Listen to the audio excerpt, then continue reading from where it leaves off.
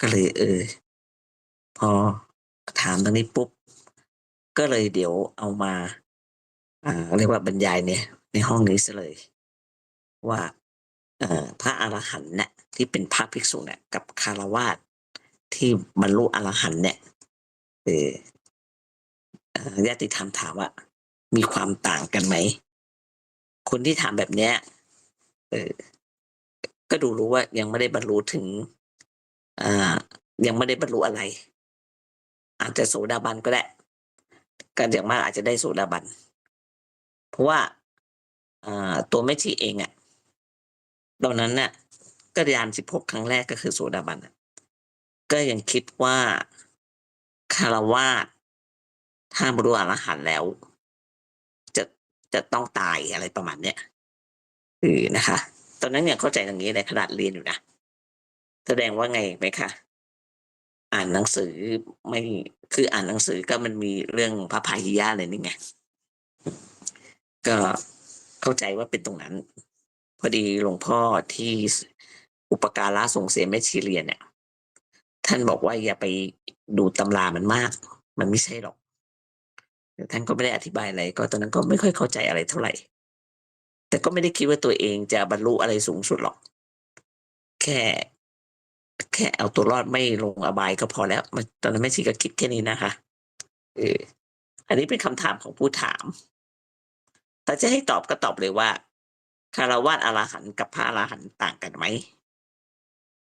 ไม่ต่างค่ะนะคะเพราะอ่าคำว่าอรหันต์น่ะมันเป็นสภาวะจิตนะคะมันเป็นสภาพจิตสภาวะจิต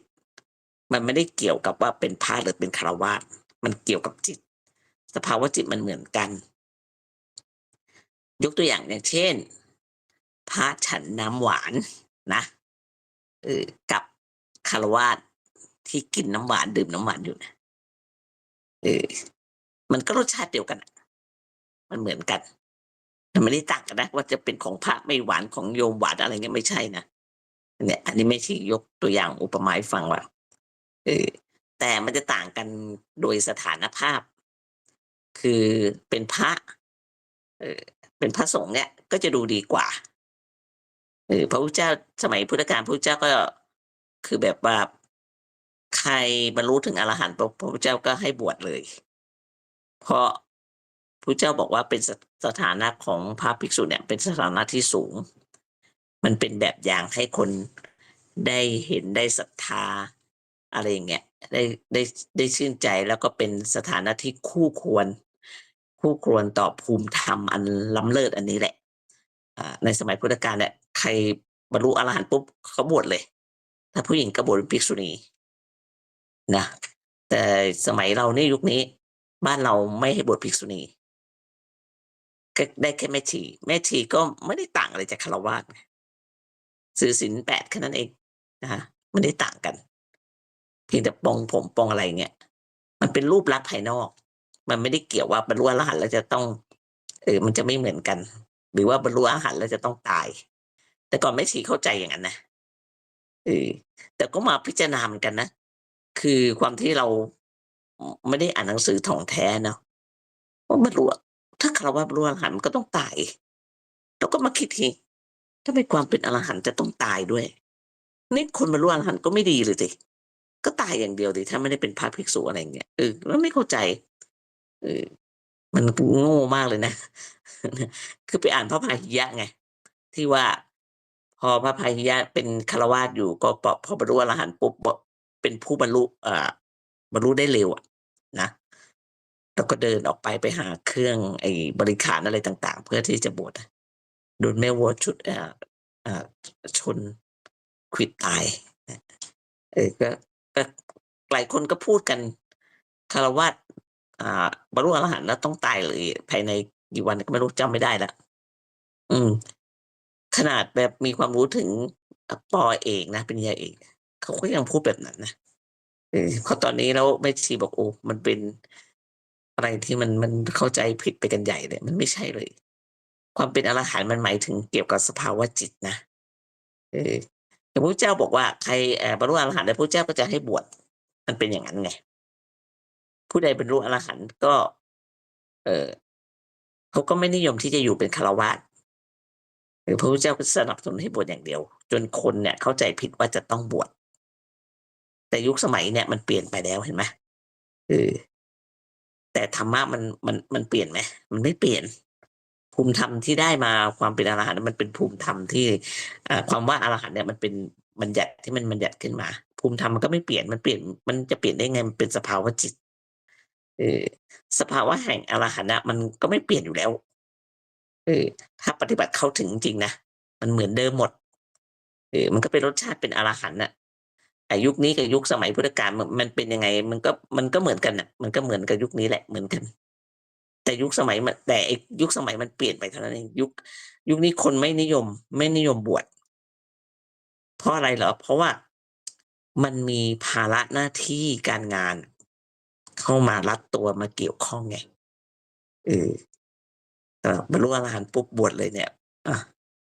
ครอบครัวจะอยู่ไงบางคนมีครอบครัวมีลูกมีเมียมีสามีอะไรอย่างเงี้ยมันก็จะอยู่ยังไงอะเอออ้าวแล้วเป็นมันแล้วทีนี้ก็ญาติธรรมถามอ้าวแล้วเป็นอรหันต์แล้วยังอยู่ครอบครัวเลยเหรอบางทีเขาก็อยู่กันอย่างคุณแม่ชวีวรรณเงี้ยแกก็ยังมีครอบครัวอยู่นะสามีก็อยู่นะแต่ว่าแกไม่ได้อะไรกันนะอันนี้แกก็พูดให้ฟังว่าแกไม่ได้มีเรื่องไอ้เรื่องเพศเรื่องสัมพันธ์อะไรกันแล้วแต่อยู่กันเหมือนเป็นพี่น้องกันน่ะเหมือนคนที่รู้จักกันอะไรอย่างงั้นน่ะนั่นแหละค่ะเออแล้วแกก็ไม่ได้บวชคือการบวชมันไม่ได้แต่คือเขาบวชไม่ได้เพราะมันมีภาระหน้าที่อะไรอย่างเงี้ยแล้วแต่อืมแต่บางคนแบบอยากจะเป็นอรหันต์อะแต่เขาบวชไม่ได้เงี้ยเออเพราะว่าเป็นอรหันต์แล้วเราก็ไปตัดสิทธิ์ให้เขาว่าเอ่อไม่ให้เขาดูแลครอบครัวให้มาบวชเนี่ยมันก็ไม่ได้มันก็ไม่ใช่ไงแสดงว่าความเป็นอรหันต์มันเป็นสิ่งที่ถ้าสมมุติว่าเขาจะเป็นอรหันต์เราไปตัดสิทธิ์เขาต้องมาดูเขาต้องมาบวชนะไม่ต้องดูแลครอบครัวมันก็ไม่ดีดิเหมือนที่แม่ชีเคยคิดว่าฆราวาสเป็นอรหันต์ปุ๊บมันมันจะต้องบวชเลยบวชเป็นภิกษุณีเลยถ้าไม่บวชจะต้องตายเงี้ยอ้าวมันก็กลายเป็นที่แม่ชีเคยคิดว่าอรหันต์ก็ไม่ดีดิก็ทำให้คนตายอย่างเงี้ยเนี่ยคนก็เข้าใจโง่เง่างมงายไปใหญ่แม่ชีก็เป็นมาแล้วคือเป็นฆราวาสอะมันจะมีเอ่อ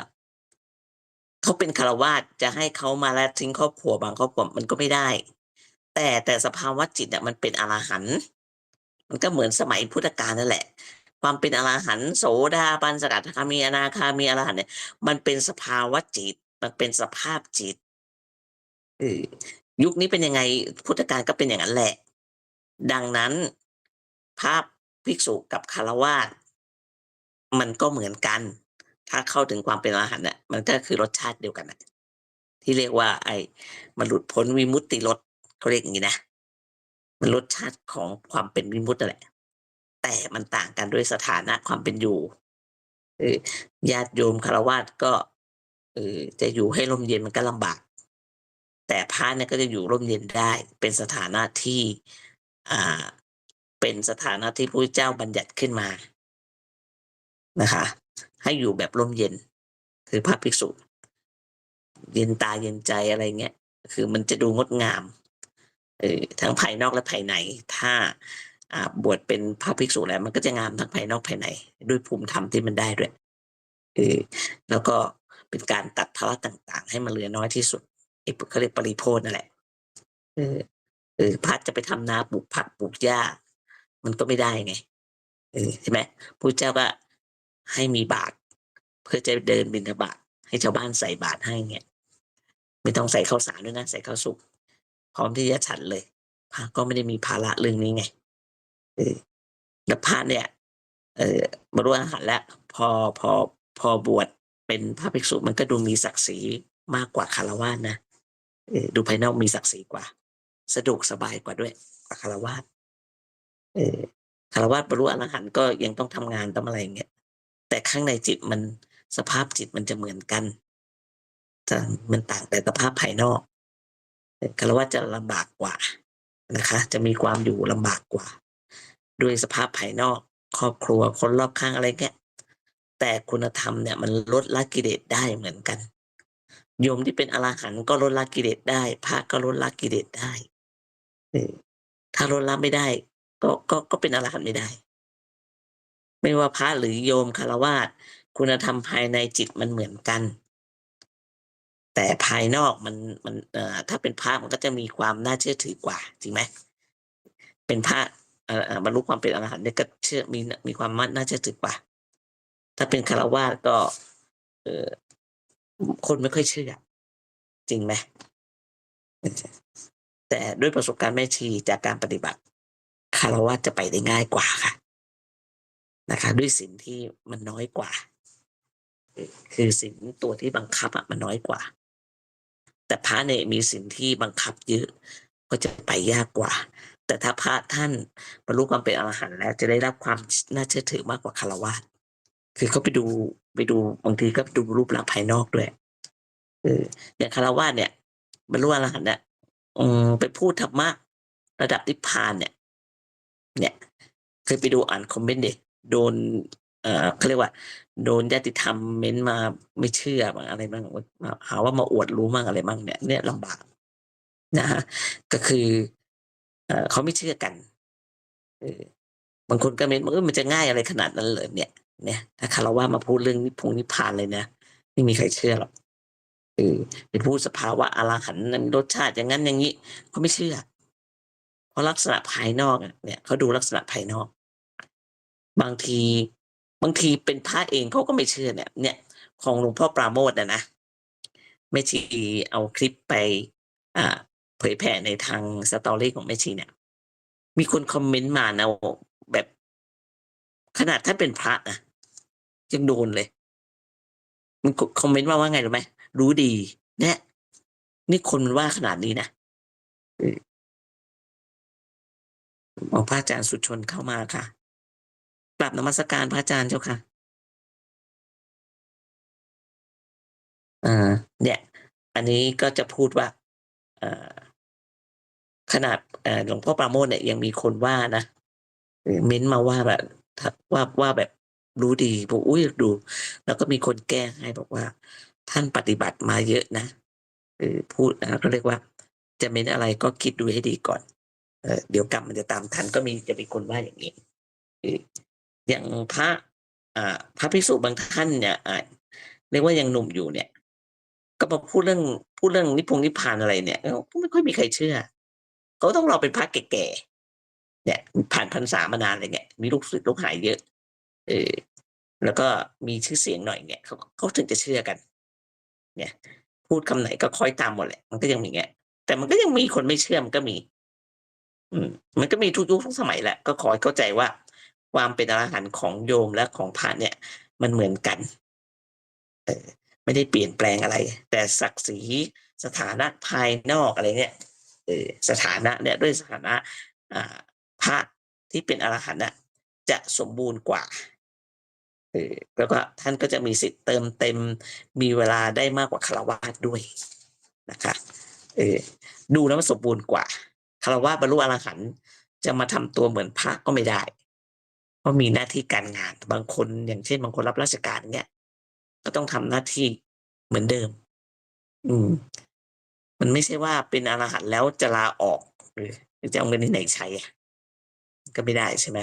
มันก็ต้องทำงานมันครอบครัวต้องรับผิดชอบด้วยแต่พระภิกษุท่านไม่มีตรงนี้พูดง่ายๆว่าท่านมีแค่บาทก็อยู่ได้แล้วมันต่างกับตรงนี้ไงแต่โดยอ่าภูมิธรรมแล้วไม่ต่างกันเห็นความแจ่มแจ้งในสภาวะตรงนั้นไม่ต่างกันเลยต่างกันแค่สถานะความเป็นอยู่พระเจ้าก็บอกว่าถ้าเลือกได้ให้เลือกสถานะพระจะสบายกว่า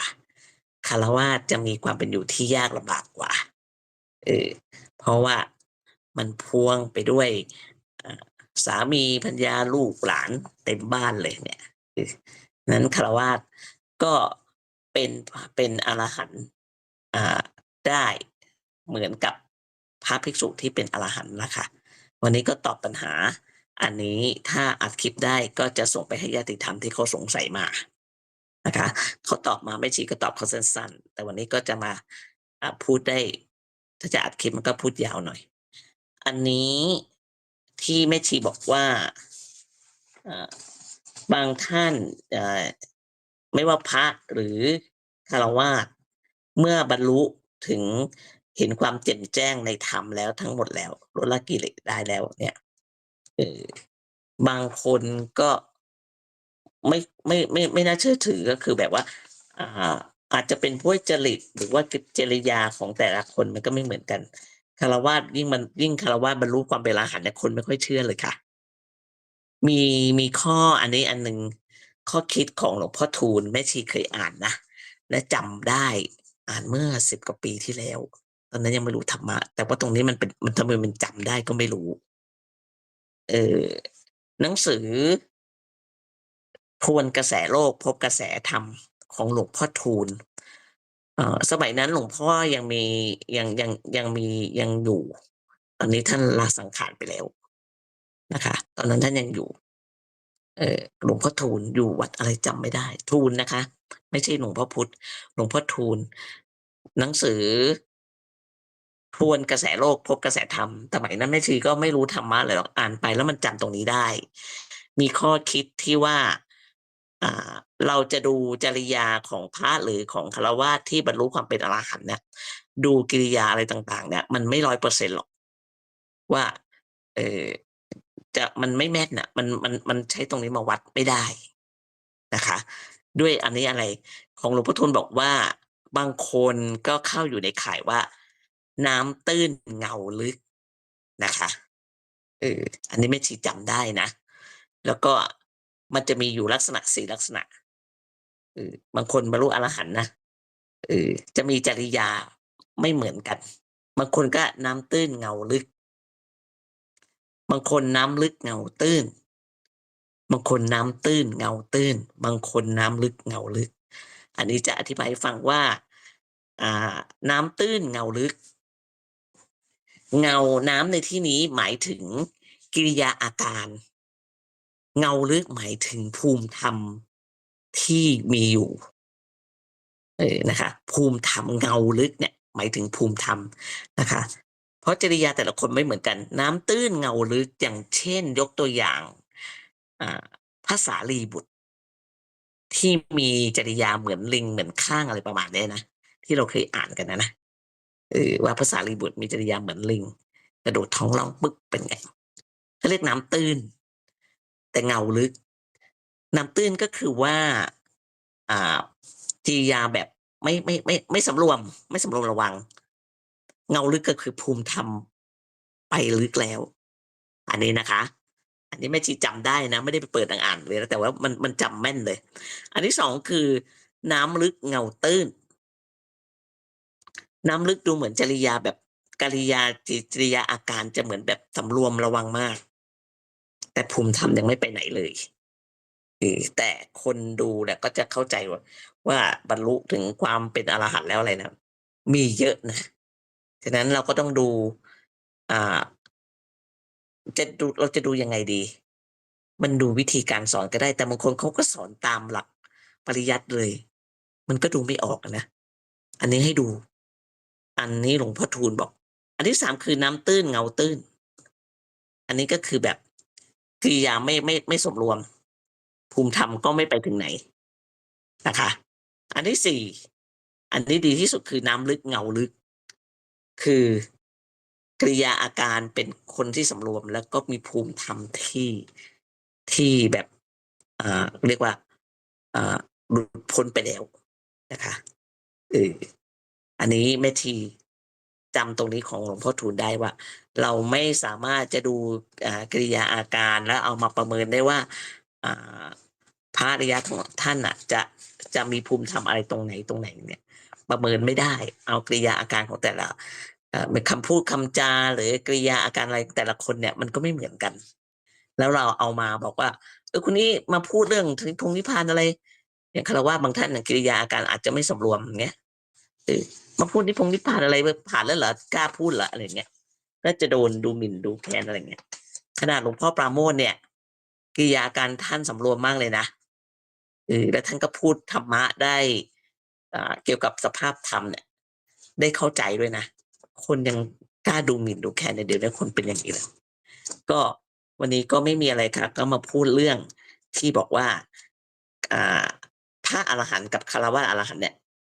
เอ่อต่างกันไหมเป็นคำถามที่มีคนถามมาแม่ชีก็ว่าเป็นคำถามที่น่าสนใจคำตอบก็คือไม่ต่างกัน ไม่ว่าพระอรหันต์ในยุคพุทธกาลหรือยุคปัจจุบันสภาพธรรมก็คืออันเดียวกันแบบเดียวกันเออมีรสชาติแบบเดียวกันนะคะไม่ได้ต่างกันอะไรเลยก็วันนี้ก็มีเท่านี้ค่ะที่จะมาบรรยายหลังจากนี้ก็อืม